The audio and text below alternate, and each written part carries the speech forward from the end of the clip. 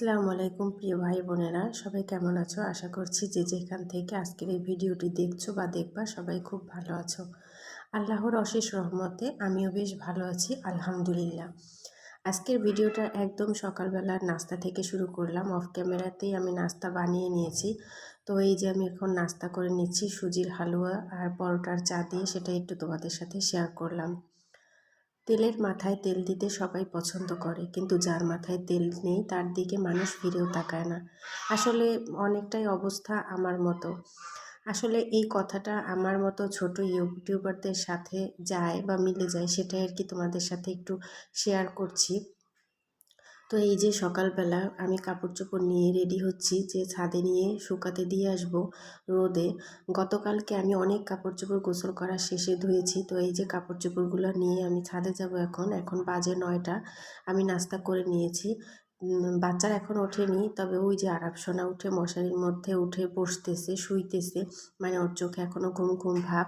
আর আমার বড় ছেলে এখন থেকে ঘুম থেকে সজাগই হয়নি। তো ভাবলাম আগে রোদে কাপড় চোপড়গুলো দিয়ে শুকিয়ে আর কি শুকানোর জন্য দিয়ে আসি, তাহলে ভালো করে শুকিয়ে যাবে।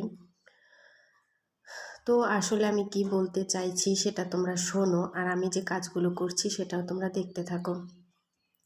আসলে কি হয়েছে, নতুন নতুন ইউটিউবারদের ভিডিও কেউই তোমরা দেখো না, কিন্তু যাদের 1K 2K 3K 4 5 এমনকি 6 7K পর্যন্ত হয়ে গেছে, তোমরা শুধু তাদের ভিডিওই দেখো।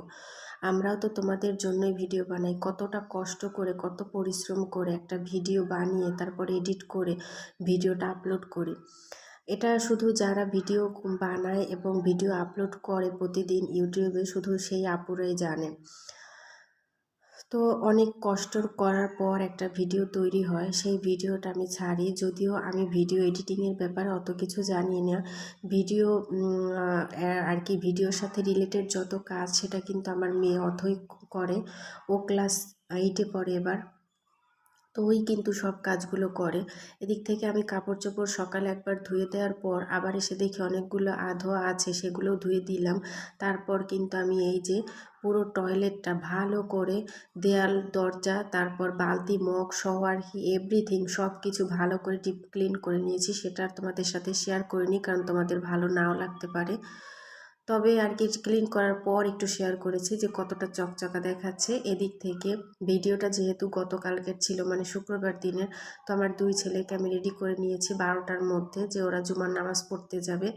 এই যে দেখো ওর বাবার সাথে ওরা কিন্তু জুমার নামাজের জন্য এই বেরিয়ে যাচ্ছে বাসা থেকে।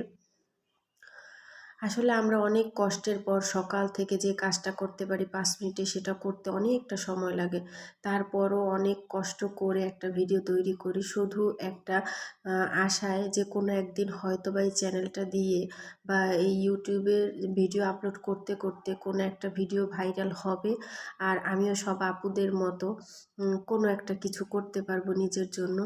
কিন্তু আসলে দেখছি আস্তে আস্তে আমার ভিডিওর ভিউজও কমে যাচ্ছে। লাইক কমেন্ট শেয়ার তো বাদই দিলাম। তো আসলে সবাই না ওই হাইফাই ধরনের বড়লোক আপুদের ভিডিওগুলোই দেখে, যারা অনেক কিছু আর কি কেনাকাটা করে, ঘোরাফেরা করে, অনেক কিছু রান্নাঘরের জন্য কিংবা ঘরের জন্য অনেক কিছু কেনে, সেই শপিংগুলোই দেখতে অভ্যস্ত। আসলে আমরা গৃহিণীরা, আমি সারাদিন কি কাজ করি বা না করি সেটাই আসলে আমি তোমাদের সাথে শেয়ার করার চেষ্টা করি, আমার কাজগুলো। 3টা বাচ্চা সামলিয়ে তারপর আমি যৌথ ফ্যামিলিতে থেকে কিভাবে আমার কাজগুলো করি। এদিকে কিন্তু আমার বাসায় কোনো বুয়াও নেই, সব কাজ আমি একা হাতেই করি। এই যে দেখো সারাদিন কাজ করার পর দুপুরে রান্নাবান্না শেষ করে দোতলায় এসে সব রুমগুলো আমি মুছে নিলাম।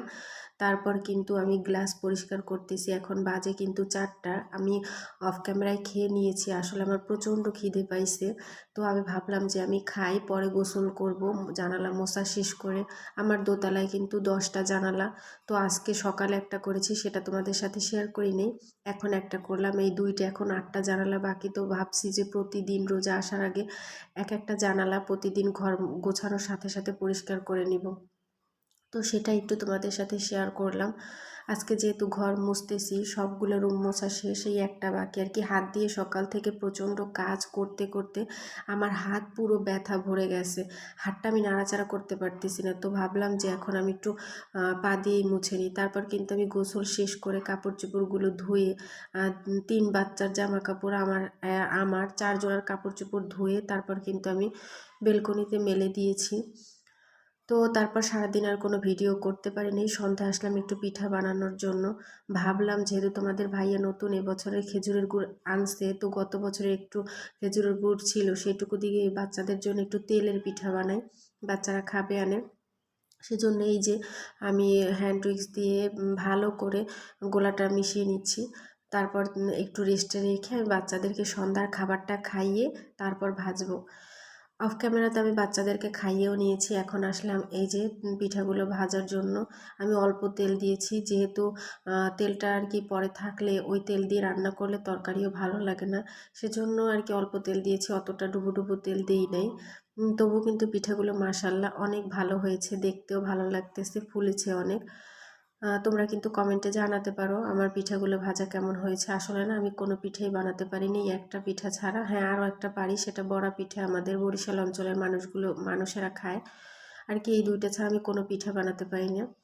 তো সেটা একটু তোমাদের সাথে শেয়ার করলাম। তোমাদের কেমন লাগলো বলবে কিন্তু অবশ্যই। যারা যারা ভিডিও দেখ, প্লিজ আপু এবং ভাইয়ারা, তোমাদের সবার কাছে আমার একটা অনুরোধ, তোমরা সবাই আমাকে একটু বেশি বেশি সাপোর্ট করে এগিয়ে যাওয়ার জন্য। তোমাদের সাপোর্ট আমার খুব দরকার। প্লিজ তোমাদের কাছে অনুরোধ রইল, সবাই একটা লাইক দিয়ে দিবা। আজকের ভিডিও এই পর্যন্তই থাকবে, দেখা হবে নতুন কোনো ভিডিওতে। সেই পর্যন্ত সবাই ভালো থাকবা, সুস্থ থাকবা। আল্লাহ হাফেজ।